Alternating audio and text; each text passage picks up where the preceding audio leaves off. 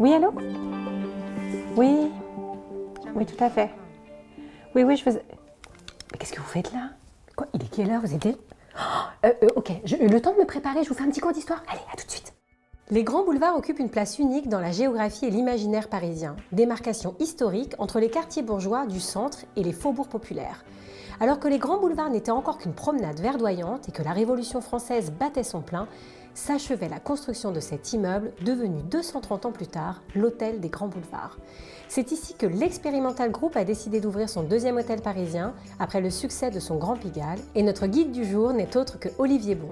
Bonjour Olivier. Bonjour Jessica. Désolée d'être en retard, Non, pas de souci. on se sent vraiment bien ici. Hein. Bon bah tant mieux. Bon, alors déjà merci mille fois de m'accueillir. Alors avant de faire la visite de l'hôtel, j'avais une petite question. Est-ce que tu peux me parler de l'Expérimental Group dont tu fais partie? L'Expérimental Group, c'est un groupe d'hospitality. C'est assez large puisqu'on a commencé dans le monde du cocktail.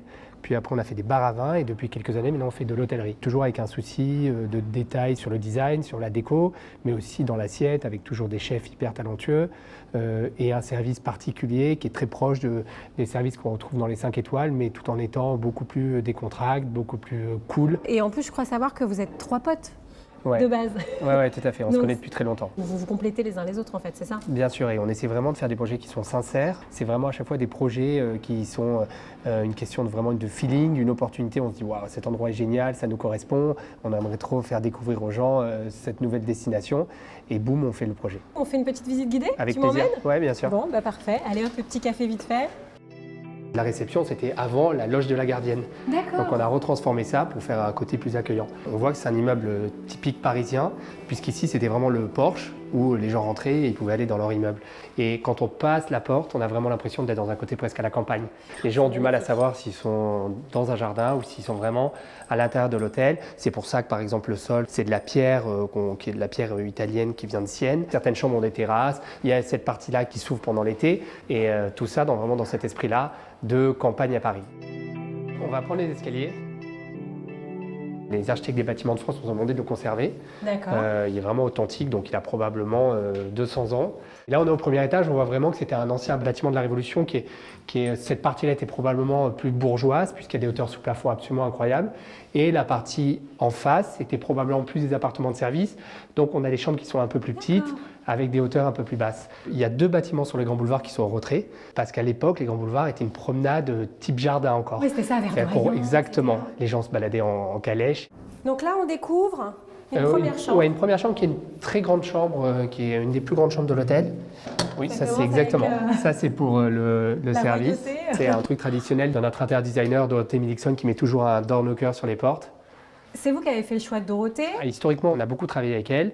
Elle connaît bien le groupe, elle connaît bien nos envies. Et donc, on voulait, dans cet hôtel, travailler avec elle pour justement ce côté, réadapter un peu les classiques du design français, mais en étant dans un côté, ce dont on a parlé avant, un petit peu plus bohème et puis un peu plus au goût du jour. Je sais qu'elle travaille avec des pigments naturels pour la peinture, donc c'est une peinture qui est lissée, qui donne un côté un peu moins fini. On a des très belles têtes de lit qui sont assez impressionnantes, mais on a des petites tables de nuit en bois usé. Tout à fait, voilà. un peu On est vraiment toujours dans ce même esprit. Quand on voit par la fenêtre, là, il y a des petits bacs, on a notre chef qui plante ses aromates. On a une terrasse, ouais. Quoi. Dorothée, elle a parsemé en fait la déco de petits clins d'œil à l'époque du 18e. Elle fait une énorme recherche sur l'histoire, sur le quartier. On a fait pareil à Venise. On a travaillé avec des artisans locaux. Ici, on travaille avec le savoir-faire français et ça nous fait vraiment plaisir de faire ça. Et quand les clients arrivent, ils sentent ça. Ce qui est hyper sympa quand vraiment l'hôtel est en activité, c'est qu'il y a des gens sur le toit, il y a des gens au restaurant, il y a des gens aux fenêtres et donc ça fait un peu petit village.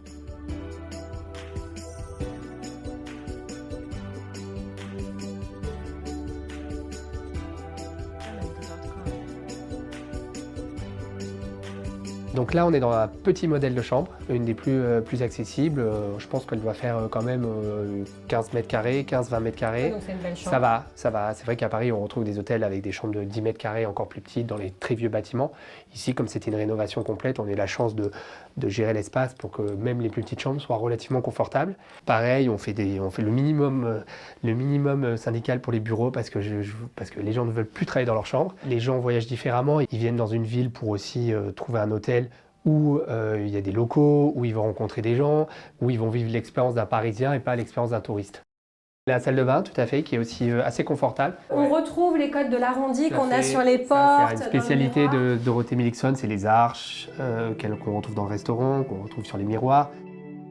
Cette partie est neuve, c'est une extension. Les architectes des bâtiments de France, ils anticipent le futur et donc ils disent dans 300 ans, quand il y aura un autre architecte des bâtiments de France qui étudiera l'immeuble, il verra qu'il y a eu un changement de style et il comprendra que ça a été changé à telle époque et voilà, exactement. Donc en fait, en faisant ça, on marque l'histoire à travers le bâtiment pour toujours en fait. Petit avantage d'avoir construit une partie neuve, c'est qu'on a un toit terrasse qui est accessible pour les clients de l'hôtel, qui permet de prendre du bon air et on est au calme. Cette année, on participe pour devenir Green Key, donc on aura un label écologique qui implique énormément de choses, de traiter tous nos déchets, de ne pas faire de gaspillage alimentaire, de supprimer les plastiques, de faire attention à tout. Et c'est vraiment aussi une démarche qui nous tient à cœur. Alors là, voilà, on est dans une chambre sous les toits. La particularité, c'est que c'est charpenté. On a retrouvé des inscriptions qui avaient peut-être 100, 150 ans, des tags de l'époque avec des messages d'amour, un cœur avec 2 prénoms qui avaient été écrits avec du charbon et donc qu'on a conservé. On sent qu'il y a vraiment le sens du détail. On est dans du luxe et c'est très très agréable, mais on a quelque chose de rassurant et d'apaisant quoi, qui fait du bien. Bon, merci beaucoup. Voilà.